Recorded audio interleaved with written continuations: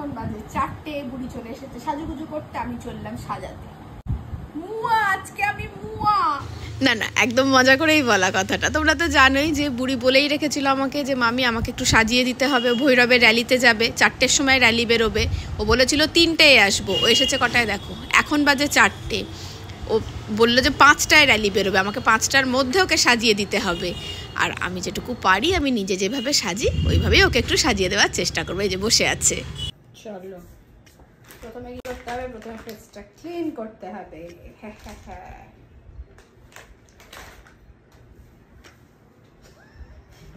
একটা সঙ্গে আরেকটা ফিরি বেরিয়ে গেছে। আসলে নিজে সাজি বাবিকেও সাজিয়ে দিই, কিন্তু আরেকজনকে সাজানোর সময় একটু তো নার্ভাস লাগছে, যেন সাজটা ঠিকঠাক হয়, ওকে যেন ভালো লাগে, উগ্র যেন না লাগে, ওর যেন পছন্দ হয়। টিপটা কিসের টিপ? নেল পলিশের। হ্যাঁ, নেল পলিশের টিপ।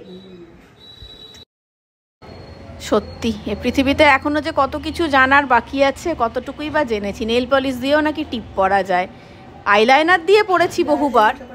আরেকজন মুয়া, এই যে মুয়া, আরেকজন মুয়া।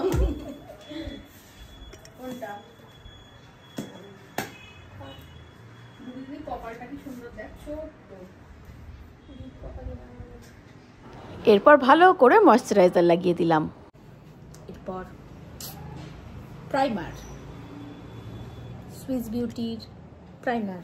সুইস বিউটির প্রাইমারটা আমি নায়িকা থেকে গিফট পেয়েছিলাম, মনে আছে তোমাদের? সেই যখন পার্সেলগুলো দেখিয়েছিলাম, সুইস বিউটির প্রোডাক্টগুলোর সঙ্গে গিফট পেয়েছিলাম। এবার দিয়ে দেবো ফাউন্ডেশন।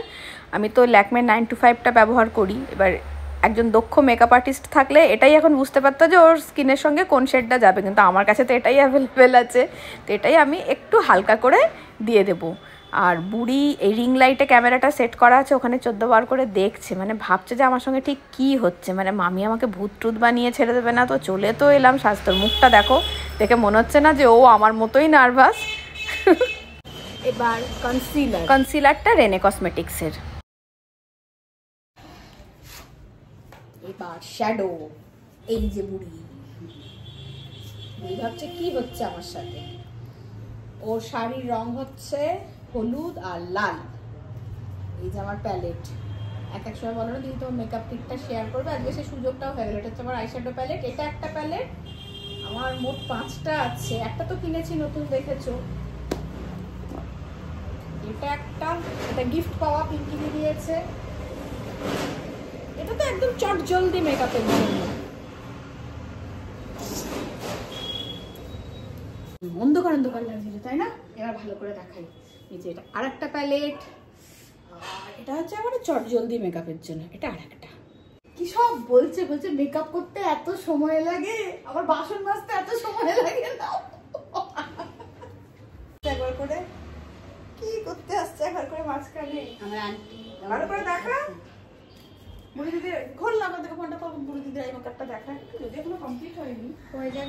দেখছো তো, ও কিন্তু সেই ক্যামেরার দিকেই তাকিয়ে আছে, ভাবছে হচ্ছেটা কি। কম্প্যাক্ট, হালকা একটু ব্লাশ রেনির, অল্প করে।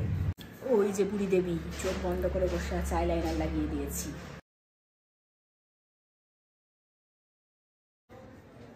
হাইলাইটার, এটা হচ্ছে মেবলিনের হাইলাইটার, হয়ে গেছে অর্ধেক ব্যবহার করে করে।